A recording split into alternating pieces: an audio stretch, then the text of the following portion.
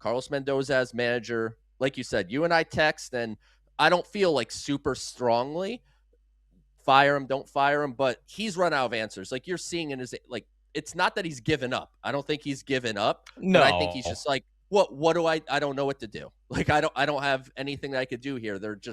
It's not working out. So it goes, the blame goes all around.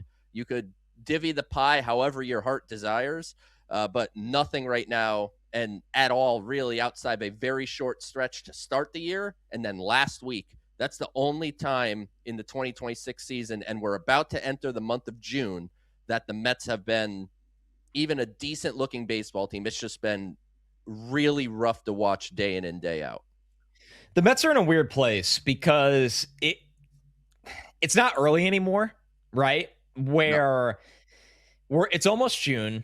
Yes, they are going to get Lindor back. And yes, the Mets offense is going to look better at some point this summer. But that's not the conversation anymore. Even if Polanco comes back in DHs and is his average self, not his 2025 version, but not what we saw to start out the season.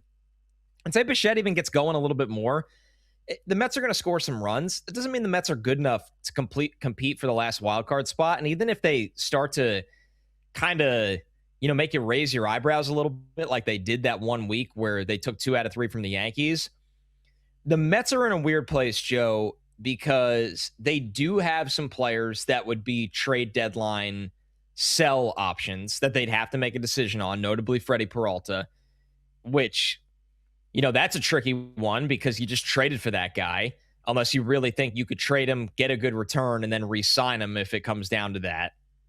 And then the fact is, you're going to have to start making it becomes a tryout, right? I remember a couple years ago, you and I podcasting, and in August, they were playing players that we knew we were never going to see again. Like Ara Ruz always comes to mind. That was the one we always laughed at. But is that the year is that the year DJ Stewart ruined everything by being Barry Bonds for a month? Nuclear the last 6 weeks of the year.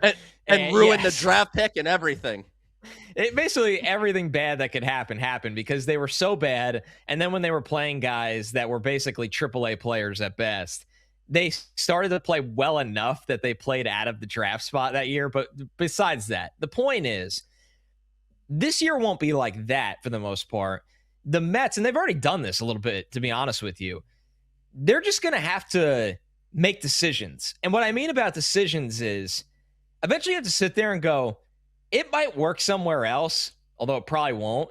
Mark Vientos isn't a major league player for us every day anymore. Mark Vientos might be a platoon hitter as a DH, and maybe he could play a little bit of the corner somewhere else in an organization that's just looking to catch, so I don't even want to say lightning in a bottle because that's not it, but more of, when a guy gets DFA'd and you try to recapture glory that he's flashed.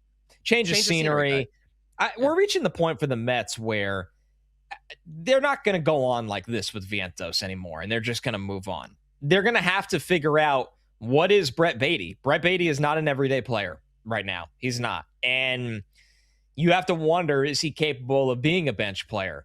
And then they're eventually down the road going to get a look at some point, and this is late in the summer, but like Ryan Clifford is going to be getting those at-bats probably. And Ryan Clifford has plenty to work on in AAA. Joe and I talk about it all the time. He's hit plenty of home runs, but he also strikes out a lot. But they're going to have to figure out what they have now, and that's not always going to equate to the prettiest of baseball. Nick Morabito is going to have to play, right? Nick Morabito can't just be sitting on the bench 5 out of 7. And I know, Joe, like it's one of those situations where I got he some might news not be for in you, every... Connor. I got some news. What's that? Nick Morabito is not going to be sitting on the bench anymore because he's going back to AAA Syracuse. So he's not. And that's the point. bench anymore. He needs to play.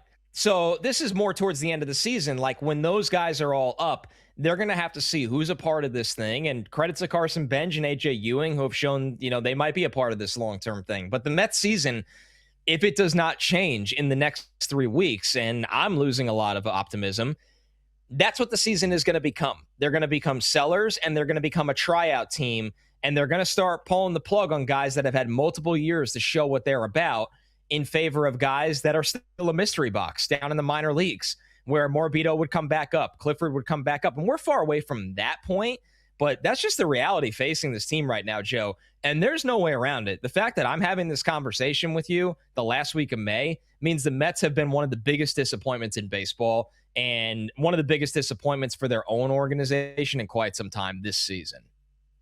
I'd say they're the biggest disappointment in baseball this year. I don't Sure. think there's any way around it. Like the amount of teams that have a worse record than the Mets, you could do it on one hand.